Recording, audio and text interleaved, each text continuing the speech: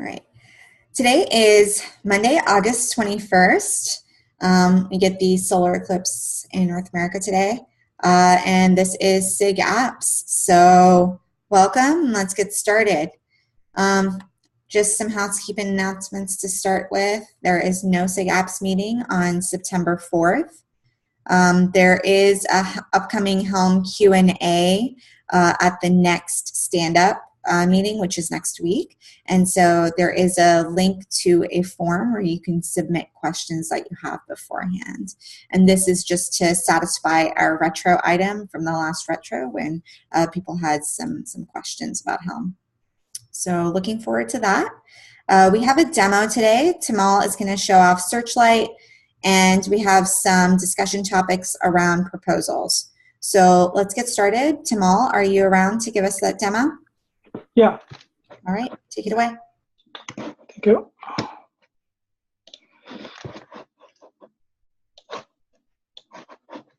So, do you see my screen? Yep. Okay. Hi, I'm Tamal. So Searchlight is a Kubernetes controller for Isinga. If you are familiar with Nagios, Isinga is a fork of Nagios. So the way Searchlight works is, if you are familiar with Nagios, you can set up some alerts on various conditions, and it will periodically check those alerts. And if there is some alert condition fails, it will notify you, and the notification mechanism can be configured. You can get notification via email, SMS, or chat, however you like. It can usually also send you notification based on like a critical state or a warning state, so you can set up different levels of notification. So the Searchlight controller is just a TPR controller for Isinga, so you can create, in the Kubernetes native way, alerts for like different types of Kubernetes objects. You can create it on the cluster level, at the node level, or at the pod level. And it will automatically apply, it will automatically configure the running Isinga, the Isinga that is running and the site as a sidecar, and then it will send you a notification as you configure. So I'm going to show you how to do it. So first you install the controller. So we have like a two separate deployment scripts. You can deploy with RBAC or without RBAC. So once you deploy just this one-line command, it will deploy the Searchlight controller and the Isinga as sidecars. And then after that, you can also use Helm. We have a Helm chart. You can also use that. So once that is running, it will look like this.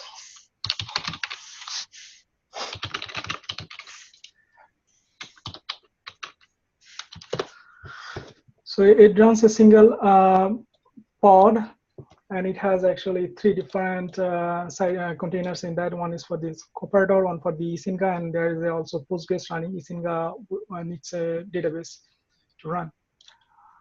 So Isinga also comes with a web. It's called Isinga Web UI, if you are familiar with that. So it is also installed in the same pod. So currently I'm doing a port forwarding.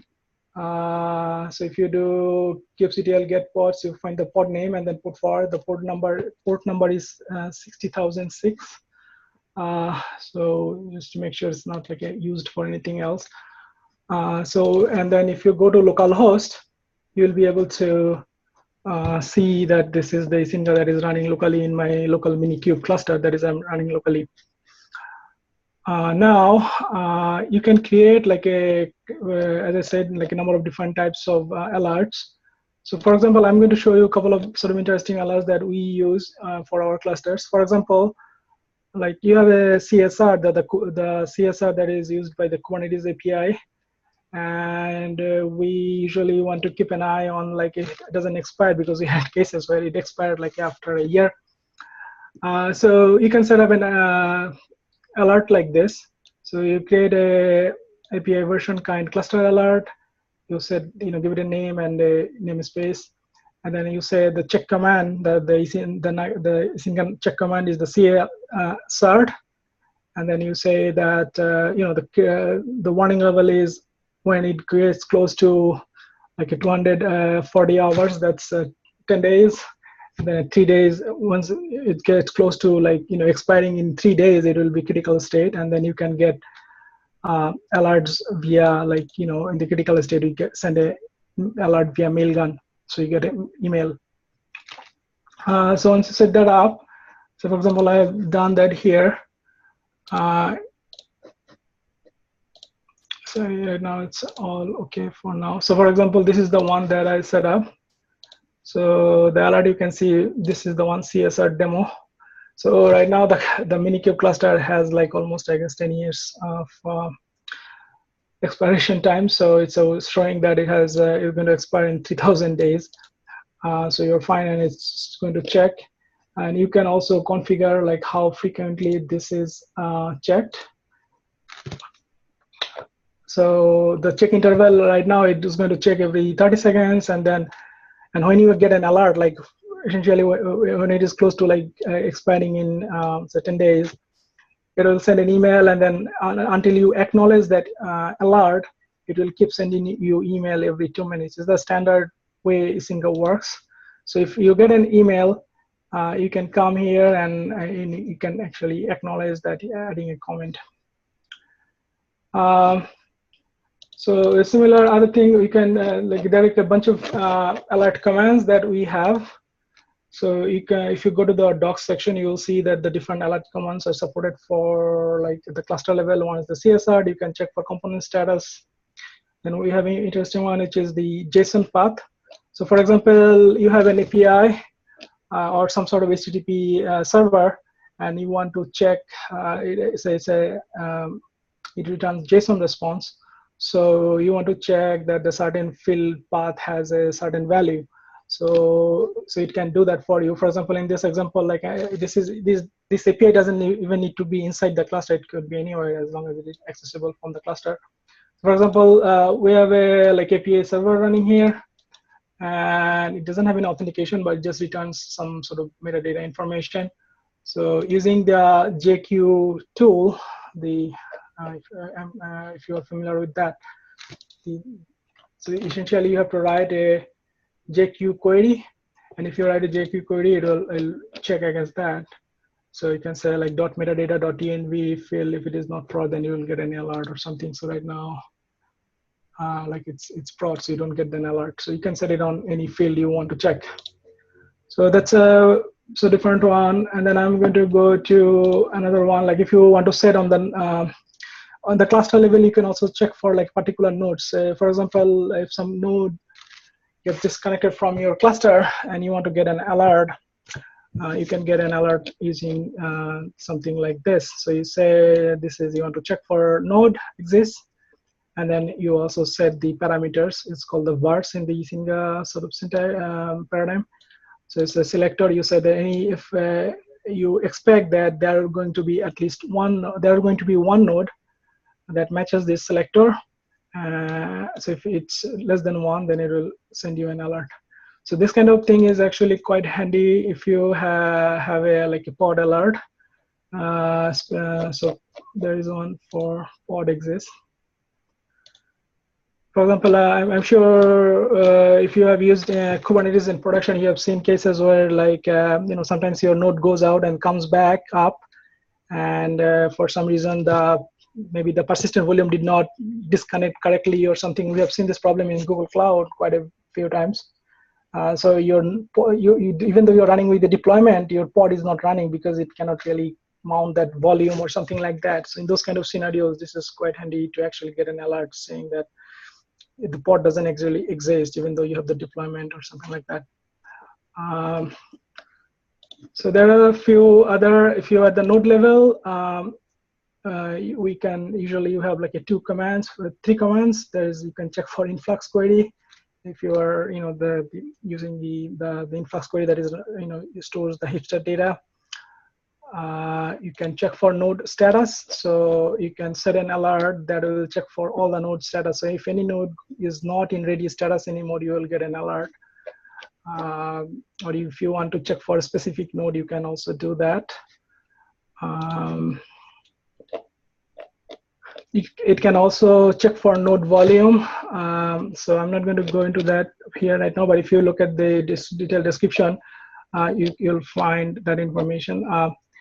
So to check for node volume, we need to deploy another server. We call it like a host fax. So it essentially it's an HTTP server that exports volume metrics from node. So this is actually a wrapper around this this PSUTL library, which exports this kind of information. So yeah, so you can deploy this using like a systemd. So it will be, when you provision your clusters, it will be running this server, and then you can set up alerts. So you can say like if cluster is 70%, sorry, your volume is 70% full, it's warning. If it is 95% fill up, then you get a critical state, and you get, maybe you send an SMS or something like that. You want to take a look at that, so you will keep an eye on that. So same thing is possible with pods. At the pod level,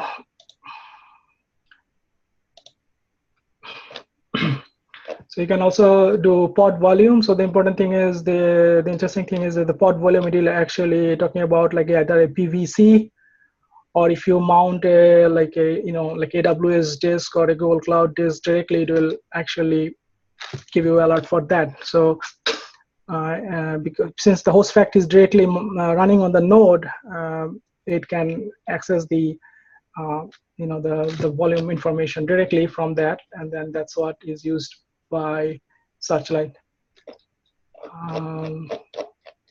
So that's sort of my demo. If you go to pod status, you can set up a pod alert. So if you're, if say you have, say for example here, you can say that like any pods that has the label app nginx, if they, if they are not like in a ready state, you get an alert.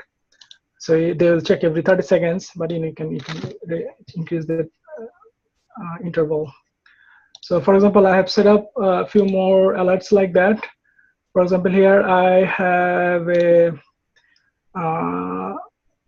node status check.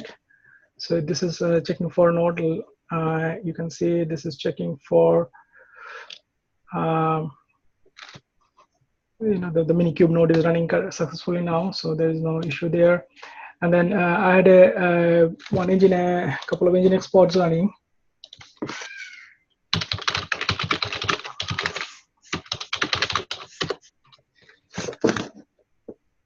So it will set up. And there is a kubectl get alert.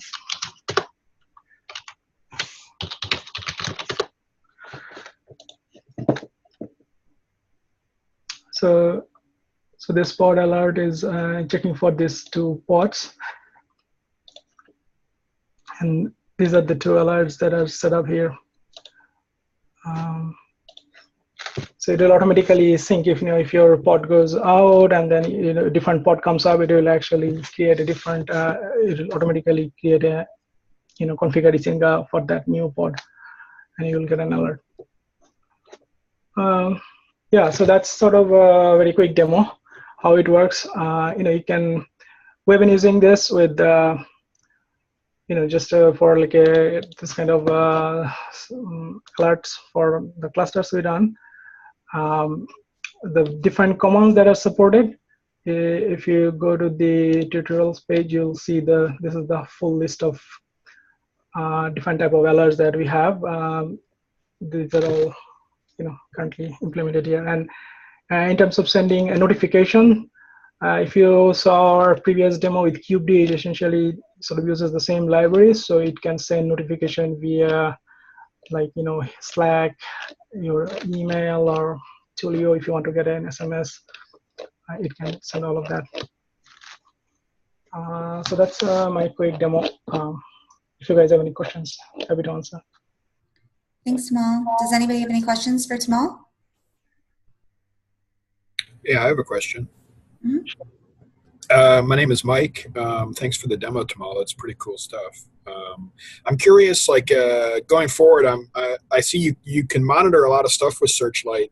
Do you see this mainly being used to monitor like internal Kubernetes pods, or monitoring the actual like Kubernetes cluster itself?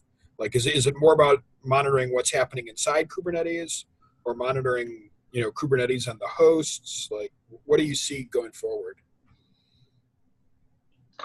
Sorry, I don't fully understand the question. Like, what is the difference between you see between monitoring the, like, are you saying that do you monitor the cluster or monitor the applications that are running in the cluster? Right, that's exactly it. Do you see Searchlight being used more to monitor the cluster or monitor the apps in the cluster?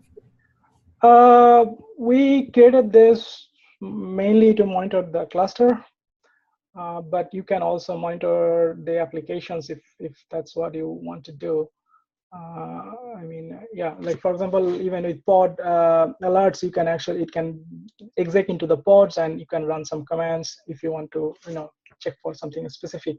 So it's supposed to be, anything you want to make it. You can add additional plugins and do that if you want.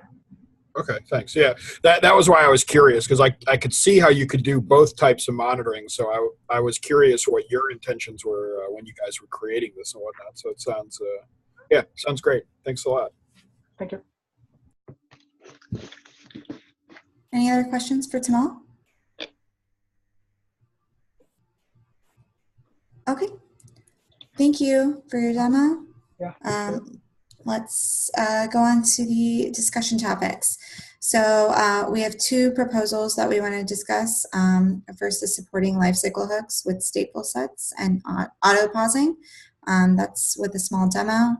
Tomas, is this yours? Yeah, this is mine. Thanks, Michelle. And it's kind of both connected, so I guess I will start with both.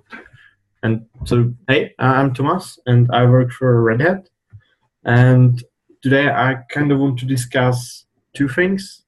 One is to actually show you with a small demo how to drive lifecycle hooks using auto-pausing and give a bit of feedback on that, and also to propose that we actually extend it.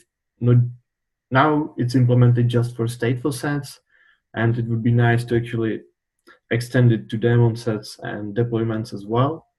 But I will leave that after the demo. And also because we kind of implemented it with a simple controller using auto pausing, but after that we were thinking about it, and we would kind of want to propose lifecycle hooks to upstream deployments and all the other objects as well, the rolling update objects. So yeah, let me start with the demo. I will share my screen and we can discuss it after. So I hope you can see my screen actually. Yep, we're good. Yeah, cool. So before we start, lifecycle hooks, for the terminology, it's basically a job that you can run during a rolling update. So say like pre, mid, or post hook that will trigger a job during the update, and you can use it to notify external systems or run some kind of acceptance check that is more broad and more time consuming than a normal live or readiness probe. So I will start with the demo and we'll leave the discussions after. So here's a simple demo which actually has a controller that is using a stateful set, because that's the only one that has implemented auto pausing to drive pre, mid, and post hook that will actually notify IRC and run an acceptance check on the rolling update that is happening right now. So I will start it, and yes, so we use auto pausing to actually trigger the pre-hook, which will just notify the IRC, so the administrators know that there is a rolling update happening on the stateful set, and know they should expect not a downtime, but usually a degraded performance because not all replicas are running. And this is actually using a CockroachDB, which is a new database with HA and using Stateful Set. So after the prehook, we will set the auto partitioning to the middle and wait for it to trigger the mid hook that will actually run an acceptance checks and make sure that the rolling update is going well. And after that's done, we will set auto pulsing to the end. And when that is reached, we will run a pulse hook that will actually check that the deployment, well, it will run the acceptance check. So it will check that the deployment is all right, and maybe notify external systems as well. And if that fails, there would be an option to roll back. And that's it, probably. Yeah.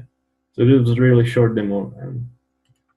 And the reason why I'm bringing this here is mainly because in OpenShift we have something similar to deployments, which are actually deployment configs, which already support the lifecycle hooks, and customers use it mostly to run acceptance checks to make sure that their deployment went actually really well. And it's kind of broader than the liveness and readiness probes that are used internally in Kubernetes. And you can also plug in any other functionality you want, because it's basically a job. So you can run anything there. You can notify external systems, send IRC messages, which normally you would have to write your own controller watching all of this. And we don't want our users to write their own controllers just for this functionality, and we want them to have something standardized that they can use. And lately we are thinking about actually using just the upstream deployments and having us support that and work on that with the upstream as well, and deprecating what we have. Those are the deployment configs. So this is actually the only thing that is mainly missing there for us.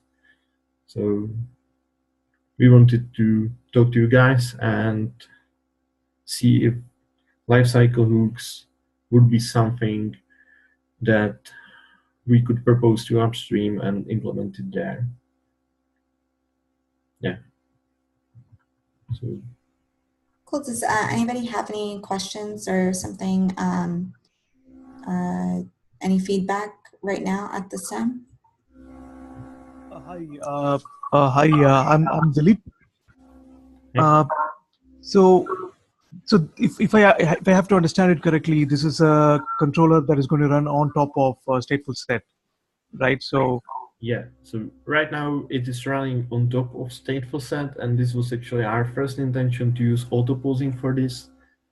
And the other part is that we actually came to a conclusion that it would be better to actually implement it upstream into those controllers as well, but we were not sure if that's something that the community would accept. So I guess this is part of the question as well.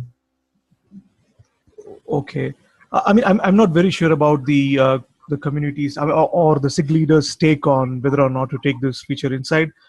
But I mean, I just want to clarify it myself that, I mean, if you start Stateful Set upgrade, and then there are like 3 ways of adding hooks to it, right? So before the upgrade, and during the upgrade, and after the upgrade, right? So is there a way for me to add hooks for other things? For example, I have a Stateful Set with 4 replicas, and there is 1 master, and everything else is a replica. Everything else is a slave. So if there is a state change, for example, I'm just scaling up, can I add any hook? Can I add any lifecycle hook on that occasion?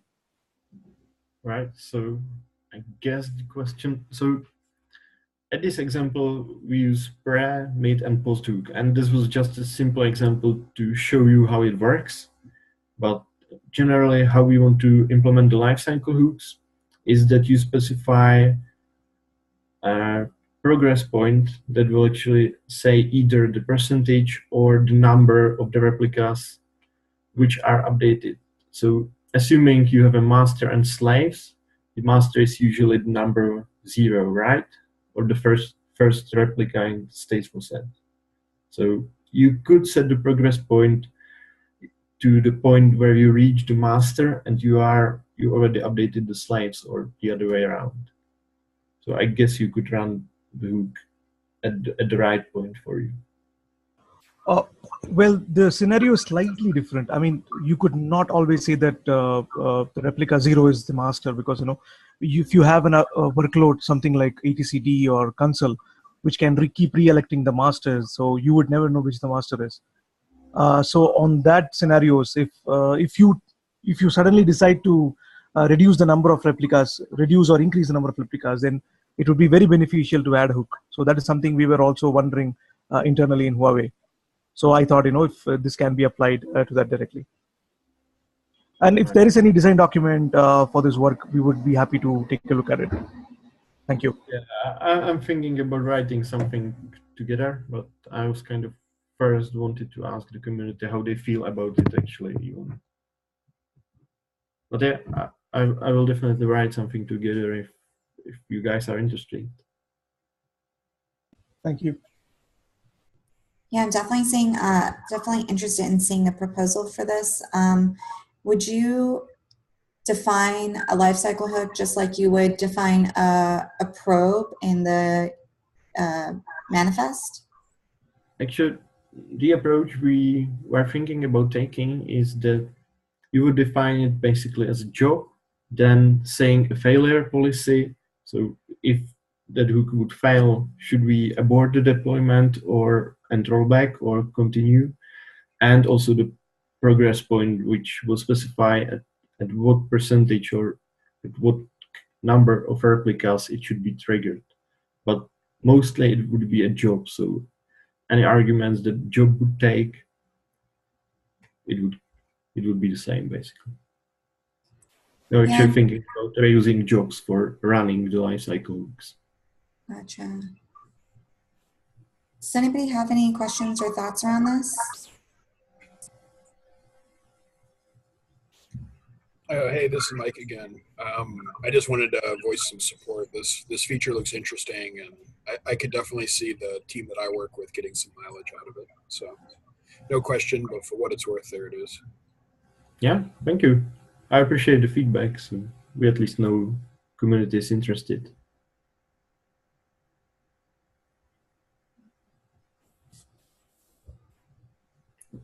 Okay, I think then the next step would be to see a proposal and go from there and have some more discussion. Yeah, thanks. We will make the proposal. So okay. I guess the next item was kind of talk about auto-posing here. Okay. Which, I remember that the SIG Apps was asking for feedback on auto-posing before implementing it to the other controllers. So I think this could be a good use case of using the auto-posing, except for the obvious canary deployments, which it was kind of as well intended for. I guess the only downside of implementing lifecycle hooks with auto-posing was that you can't actually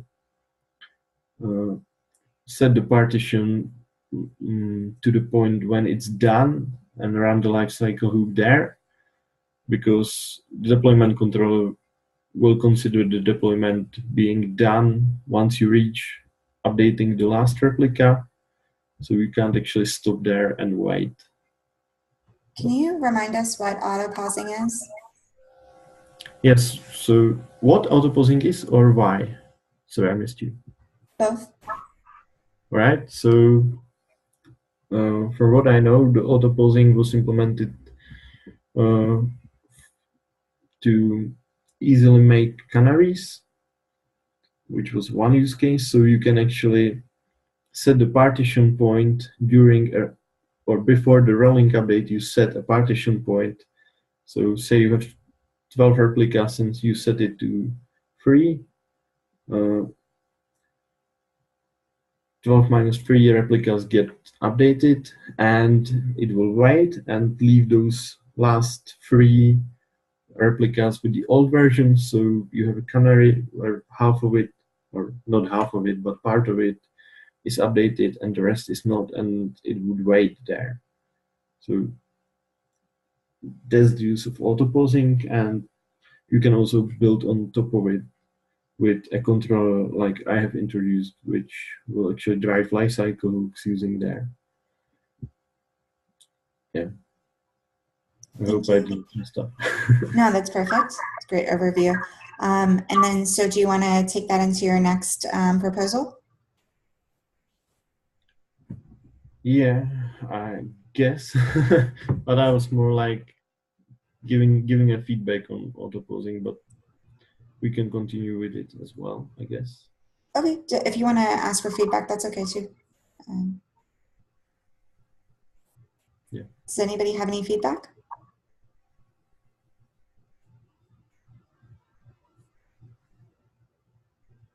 So this got implemented in 1.7 for the initial rollout of Stateful Set. Yeah. And I think, I don't know. So I think we've got pretty good consensus that we want an auto pause feature for replica set deployment and potentially Daemon Set going forward. Is that where the kind of consensus that we've come around to, or is that still an open question? Yeah. So last time I heard, like you guys were like thinking it's a good idea, but you were waiting for more feedback on that. So yeah. Well, from what we've been doing, at least at Google, we've been looking at it as something we probably want, but that we don't want to gate G1 on. But we haven't put a huge amount of consideration into what it means for deployment and Daemon Set in particular. We put more consideration into what it means for Stateful Set, because whereas with the deployment, it's stateless, right? So I can spin up a second deployment and turn down another one. I have a lot of options to do a canary and to do a staged rollout. I can do many things without potentially getting myself into trouble. We just thought it was more important for Stateful Set because there's like, you don't necessarily want to spin up a second cluster of a storage system in order to deploy a new version of it, right? You want to try to deploy it in place as much as possible. And you may need to do it one node at a time, or you may need to at least soak a set of them to ensure that you've gotten, that what you've deployed is stable before progressing out to the entire storage system. And there wasn't really a good way to do that with stateful sets, whereas you can probably accomplish something with deployment as it is. In terms of the auto pause feature itself, yeah, we just haven't put a whole lot of consideration into what it would look like, or how it should be implemented. Yeah, I understand that. And by implementing it, it's stateful set first. I guess we can just reuse a lot of the design there. So the one thing that's fundamentally different about replica sets and deployments and stateful sets is for stateful set, because everything has an ordinal, right? Because if I have this storage system and there's like 10 nodes, each node is unique, and depending on how my key space is partitioned, contains unique data, unless it's like an identically replicated, like a MySQL deployment where I'm replicating read replicas. With deployment, does it make sense to do it on an individual node basis, or is it something that you would want to do on a percentage basis? Like rather than pause at n replicas, pause at 35% of the rollout, pause at 50% of the rollout, so forth and so on. yeah, I think it makes sense to have both, but because I don't think it's especially hard to implement it, and sometimes some people might reason about it differently. So And I would also like to have it consistent, but Well, the only thing that makes it different for deployment from an implementation perspective is that with Stateful Set, you're always going to, if I ask for 10, I'm always going to have less than 10 or exactly 10. I'm never going to have 11. With deployment, it's kind of like working on a hysteresis. You might at one point have 12 or 13, scale back to 9, and then scale up to 10, right? So at any given instance, if you freeze the entire system, you're not guaranteed to only have up to 10. So I just don't like the concept of partitioning. I don't know if it would work as well for deployment. It's generally working on a probabilistic algorithm to begin with. So it might have to be. I don't know if you can actually do it based on I want N of them. You might have to say I want this percentage of them. yeah, I get you. But yeah, you would have to think it through. But Okay. Yeah. Are there proposals for implementing auto pausing for replica sets and daemon sets at the moment?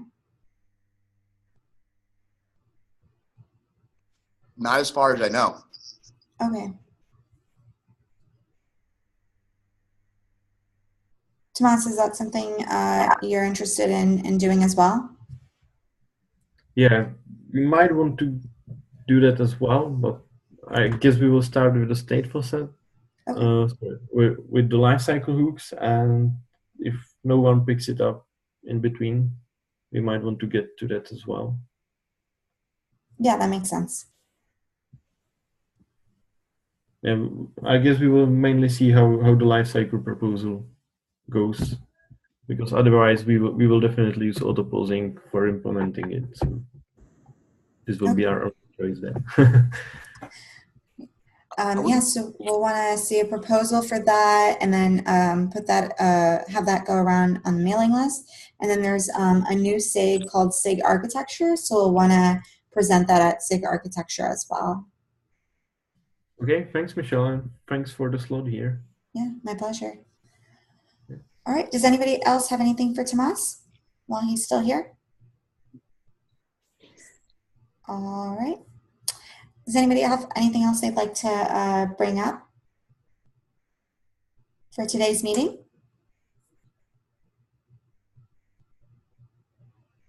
All right, I'll take silence as no. Everybody's eager to go see the eclipse happen. So have a great week, and we'll see you next week. Bye. Care. Thanks, bye.